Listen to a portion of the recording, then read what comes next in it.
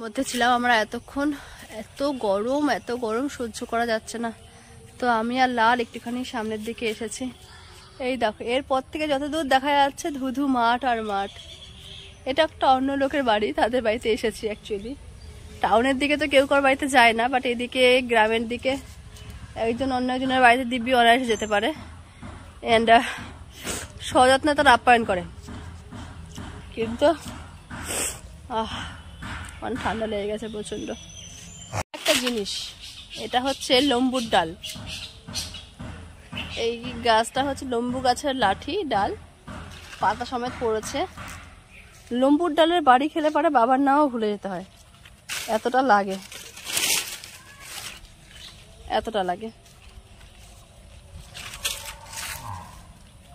ছোটবেলায় এগুলো দিয়ে প্রচুর খেলতাম। উফ বাবা গো, আমার লাল আর পারছে না সহ্য করতে। দিচ্ছে না? দিচ্ছে একটু একটু। ওমা অফ করো। এরপর থেকে যত মাঠ আছে, ওই যে কোনায়, একদম কোনায় যে বড় গাছটা দেখা যাচ্ছে, ওখানটা হচ্ছে আমার দাদুর জমিটা। আর আমার লোকের বাড়ি দিয়ে ঘুরে বেড়াচ্ছি।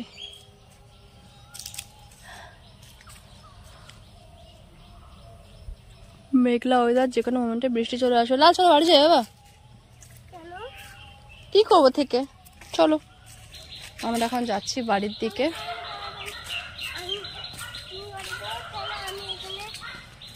তুমি থেকে যাবে আমাকে ছাড়া? এখানে থাকতে পারবে?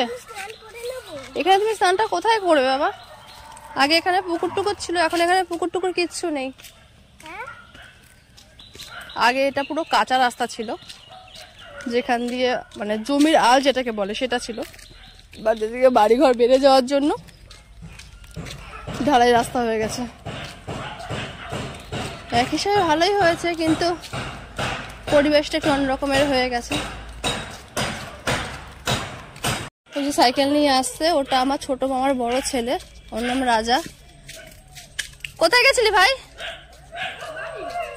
এ ভাই কি গরম, আর সহ্য করতে পারছি না রে ভাই। ওই বাড়িতে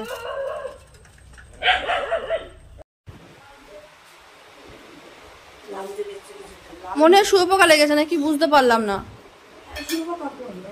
আরে বাবা এদিকে আয়, তুই আবার এদিকে দেখি। ভুলিয়ে গেছে শুয়োপোকা করে মা, কও কি তুমি?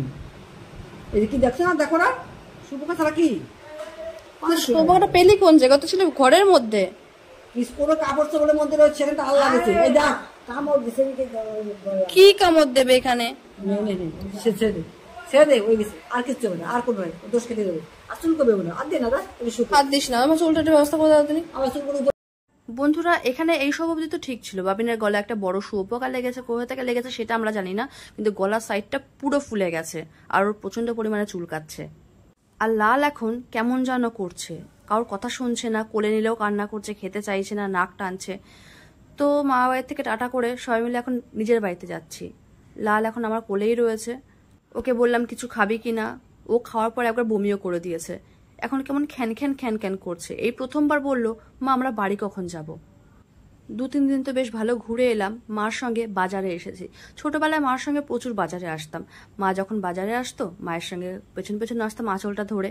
আমি তো মামা বাড়িতেই থেকেছি, যখন সময় পেতাম সময়টুকু মায়ের সঙ্গে কাটাতাম। বহুদিন পরে বাজারে এসে খুব ভালো লাগছে।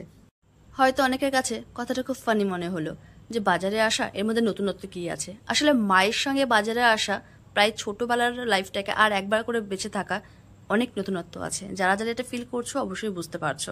আমি তো ঘেমে জল হয়ে গেছি। এবার বাড়ি গিয়ে দেখি আমার লাল প্রায় যায় যায় অবস্থা।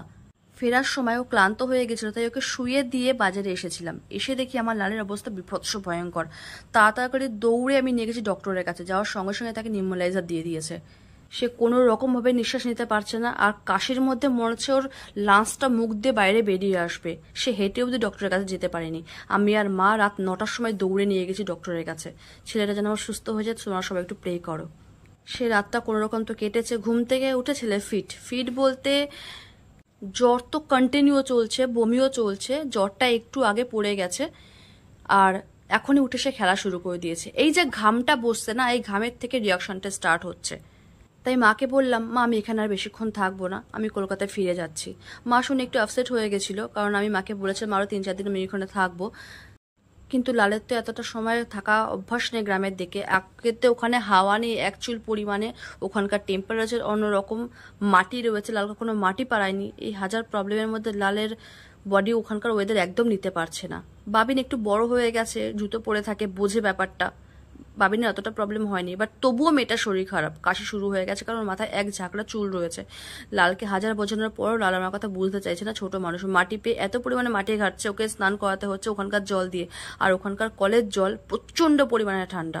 আমি জানি বাড়ি ফেরার পর আমার একটা বড়সড় ভোগান্তি আছে। তো ফ্রেন্ড, তোমরা পাশে থাকো, প্রে করো লাল যেন তাড়াতাড়ি সুস্থ হয়ে যায়।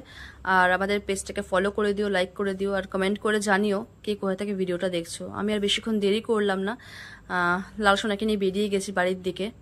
পেছন পেছন আমার মা আসছিল আর খুব রেগে যাচ্ছিল, আসলে আমার যাওয়ার কথা না, বাট নাতির অবস্থা দেখে সে বলছে ঠিক আছে এখানে যখন শ্যুট করছে না তাড়াতাড়ি বাড়ি চলে যা। তাই প্রমিস করে এসেছি খুব তাড়াতাড়ি আবার বাড়ির দিকে যাব। তো ফ্রেন্ড, তোমরা কারা কারা কতদিন বাড়িতে যাও না আমার সাথে কমেন্ট বক্সে অবশ্যই জানিও। আর সময় পেলে নিজেদের বাড়ি থেকে একবার ঘুরে এসো, সময়টা মায়ের সঙ্গে কাটিও, ভালো লাগবে। টাটা।